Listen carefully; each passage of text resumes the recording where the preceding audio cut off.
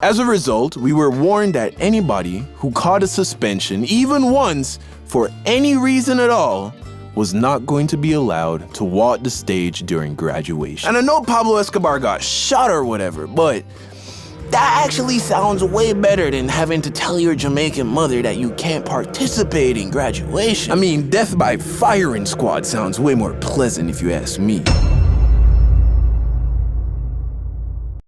So I almost didn't graduate high school in Jamaica because the dean of discipline of my school caught me selling candy during morning devotion. Now, I know most of you watching live in America, so morning devotion, dean of discipline, these might be unfamiliar terms to you. Now, for the uninitiated, grew up in Jamaica, graduated Jamaican high school at 16, moved to America, did junior and senior year in Florida, and then graduated American high school. But this story is in the Jamaican high school, so stick with me here. There are a lot of differences between high school in Jamaica and high school in America. Public high school in Jamaica, everybody wears uniform. In America, you pretty much wear whatever you want. Jamaican public school, we start the day off with morning devotion, where we sing praises, clasp our hands, close our eyes, and pray to the good Lord Jesus Christ. In American high school, you make TikToks with your buddies, or whatever the f you niggas are doing in 2020. Oh, that's right, y'all niggas in Zoom class. That's right. In American public school, all throughout the campus, you have these large, magical boxes where, for just a little bit of pocket change, you can get just about any snack or drink that your little heart desires. In Jamaica, it's a little different. When I was going to school, we didn't have vending machines on the campus. Instead, we have street vendors, people with carts that they fill with snacks and drinks and all kinds of shit, and they push it down the street, and that's where you go when you want to buy a snack. And in a lot of ways, it's better than a vending machine because you can't negotiate with a vending machine. If it costs $1.25 for the Doritos, you better have $1.25. With the street vendors, shit, they'll take $1.15. Anyway, what this means is that the only time you can get any food, snacks, candy, drinks during school in Jamaica was during your 45-minute lunch period. Because street vendors pushing their carts down high school hallways during class time would be ridiculous. Which means if you didn't bring snacks to school or you didn't stock up during lunchtime, during the rest of school, you pretty much have no way to get any food, especially snacks and especially candy. This created what I like to call a snack vacuum, where other kids saw an oppressive school rule that prevented you from getting candy during class time.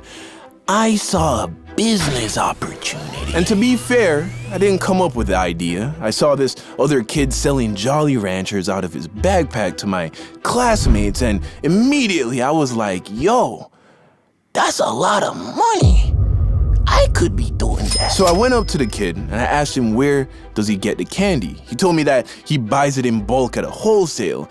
Instantly, I remembered that my cousin that I grew up with, who was like a big sister to me, was married to a Chinese guy who owned a wholesale downtown. So I went home, told my mom about the business idea, and of course, she was very supportive. My mom has always supported anything I wanted to do, so long as it didn't get in the way of school. So she called my cousin, who spoke to her husband, who then basically was giving me the candy for the price that he was getting. Meaning, I was getting my candy for less than wholesale price. Do you get that? Let me break this shit down to you. Okay, so let's say you go in a gas station, right? You look down by the register, what do you see? A big box of Snickers bars, $1 each. And let's say the box holds 20 Snickers bars. If you wanted to buy all 20 Snickers bars, you'd have to pay $20. Well, if you were to go to a wholesale store, you could just buy the big box unopened for $10. So now you're paying 50 cents per Snickers bar. And that's because the guy who owns the wholesale store is buying these boxes by the crate load directly from Snickers. So he's getting them for like 5-10 cents per Snickers bar. That's the price I was paying, because the guy who owned the wholesale store was making babies with my cousin, who again is like a big sister to me. It's not what you know, it's who you know. After one day of selling candy, I made back my initial $20 investment plus profit. By the end of the week, I had 2 other dudes selling candy for me. I was making so much money that I stopped asking my mom for lunch money. Of course, she would still give it to me, but that just went right back into the business, of course. And I was never a tough guy back in school, but something about having other dudes who grew up in the hood report back to you at the end of the day with money in their hand, it just gives you a certain Pablo Escobar-esque type feeling, you know?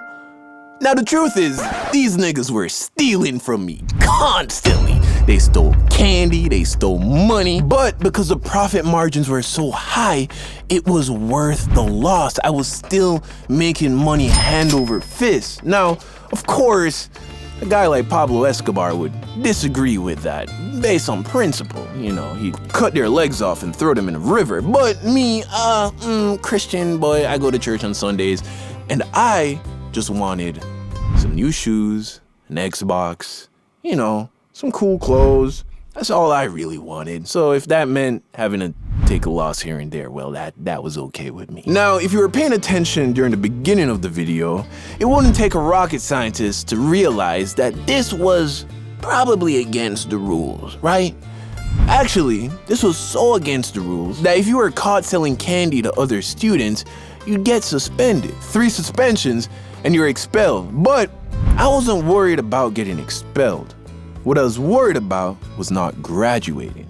You see, my senior year of high school in Jamaica was on record the most disobedient, disrespectful, unruly graduating class to have ever come out of Arden High School. At least according to the dean of discipline, the music teacher, the principal, and everybody else who we were supposed to be listening to. As a result, we were warned that anybody who caught a suspension, even once, for any reason at all, was not going to be allowed to walk the stage during graduation. And I know Pablo Escobar got shot or whatever, but that actually sounds way better than having to tell your Jamaican mother that you can't participate in graduation. I mean, death by firing squad sounds way more pleasant if you ask me. So one morning, during morning devotion, I was chilling at my desk when one of my homies and classmates, Peter, looked over to me and gave me that look. It was that, hey, got any candy look? And of course, by now, everybody knew I was the plug. And my gut told me that it was too early to start selling, you know? I mean, if for no other reason than the fact that it's the Lord's time. I mean, we're supposed to be praying to God right now. Here I am slinging illegal candy under his nose. So Peter comes over to my desk, hands me like, I don't know, 25 cents, which probably back then got you about a few Jolly Ranchers, you know, just enough to hold you over till lunchtime. I discreetly pass Peter the candy, and as I'm pulling away my hand, I look up, and who do I see staring me in the soul? The Dean of Discipline. Instantly, my heart drops. I put my hands in my pocket, and I look down at my desk, and I'm just hoping that he did not realize what just occurred. But he was not a fool. All I hear is, "Mr. Hines, to the front of the classroom, please." Bug. I start walking to the front. Whoa, Mr. Hines, don't forget your bag. Bring that too. As a matter of fact, here, give it to me. I'll keep it safe. And we walk to his office, and we get to his office. He sits me down, opens the bag, sees the candy. "Mr. Hines, are you aware of the consequences of being caught soliciting candy during school hours?" "Yeah." "So then you know you will not be walking the stage with the graduating class?" "Yeah." "And you have nothing to say for yourself?" "When I don't show up to school next week, ask my mother where my body's buried." "Oh." "Mr. Hines, you know, I thought you were much smarter than this. I'm also aware that you're an okay student.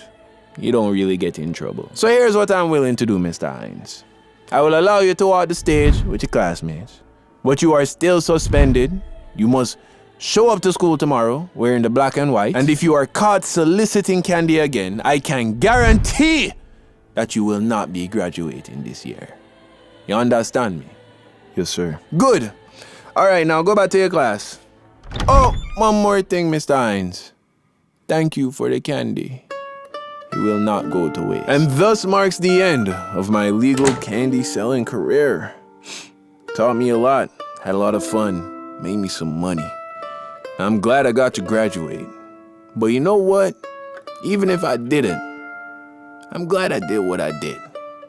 Because no risks, no reward. And sometimes the greatest reward is finding out that you have the balls to take the risk in the first place. Yeah, that kind of sounded good. We gotta go, baby, we're wasting our time trying to decide where we should go. Baby, just follow your mind, let it decide all on its own. Baby, I know what you're scared of. No, I'll give you everything I have, but won't go near love. I can hear those demons from my past again, yeah, moving too fast again. Don't wanna put you to the side, but you know it's hard to decide, yeah. But in the meantime, can we keep moving like this? If you want more, I'm gonna need time. Live in the nighttime, girl, you know it's my time. Do you wanna come for a ride?